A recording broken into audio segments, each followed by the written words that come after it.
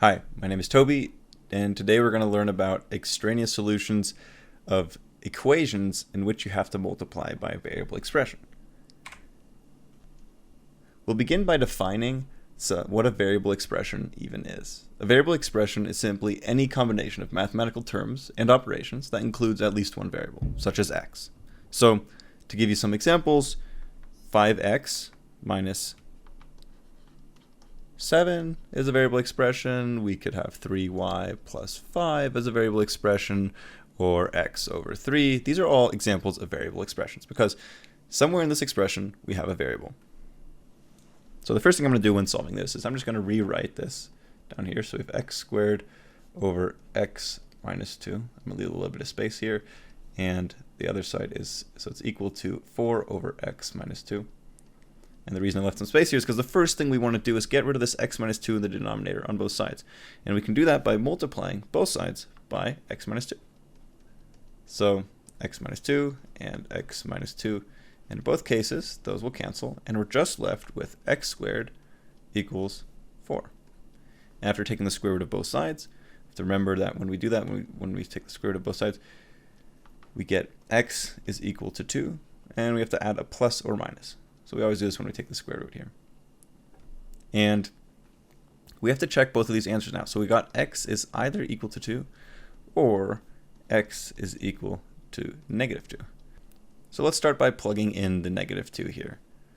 So what we get when we plug in the negative 2 is a negative 2 squared over negative 2 minus 2 is equal to 4 over negative 2 minus 2.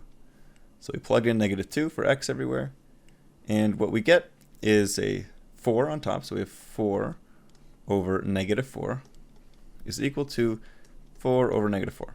And we can see after we simplify this, we have negative 1 is equal to negative 1. This is a real solution because this works out. So we know that this x equals negative 2 is a real solution. So now we have to check the other one.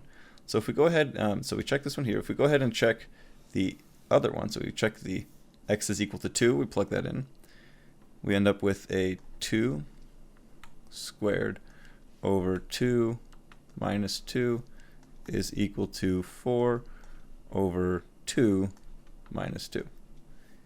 And right away you'll see a problem. So if we keep solving this out, we get 4 on top, 4 over 0. And the other side as well, 4 over 0. And we're not allowed to divide by 0. So we're never allowed to divide by 0. Whenever we have a 0 in the denominator, this is not a solution. So we are not happy with this this x equals 2. So this is not a solution. So why is multiplying by a variable expression non-reversible? Let's look at an example.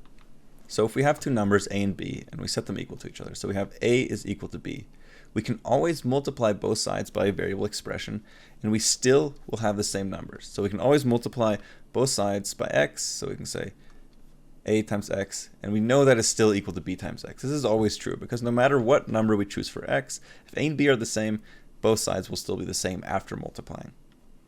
However, the reverse is not always true. So if we start with a times x is equal to b times x, we cannot always say that a is equal to b. So this is not always true. Can you think of an example of some value for x that makes this not true? So what if x is equal to 0? Well, if x is equal to 0, then we can really choose any number for a and b. Any numbers for a and b, and it'll still be equal to 0. So this expression up here, a times x equals b times x, whenever x is 0, will always be true. Which means we can pick two completely different numbers. We could say a is equal to 3, and that times 0, and b is equal to 5, and we also multiply that by 0, and we're left with 0 on both sides. However, we chose different numbers, so we chose 3 for a and b, 5 for b. So we know that a and b are not equal. So this is non-reversible. So after we multiply both sides by x, we cannot go back. We cannot necessarily say that a is equal to b. All right, what did we learn today? Well, we learned that a variable expression is an expression that is any combination of mathematical terms and operations that includes at least one variable. So again, that could be just an x by itself. This could be x minus 3. This could be 3y plus y squared. All of these are examples of variable expressions because they all have a variable in them. We also learned that multiplying by a variable expression is a non-reversible operation. And then we learned that it's important to check for extraneous solutions. So this is the key term here, extraneous solutions, after we solve for x, whenever we multiply by a variable expression. So if you're ever in doubt, if you don't know whether you performed a non-reversible operation, such as squaring or multiplying by a variable expression, I would always recommend checking your answers. So when in doubt, check your solutions.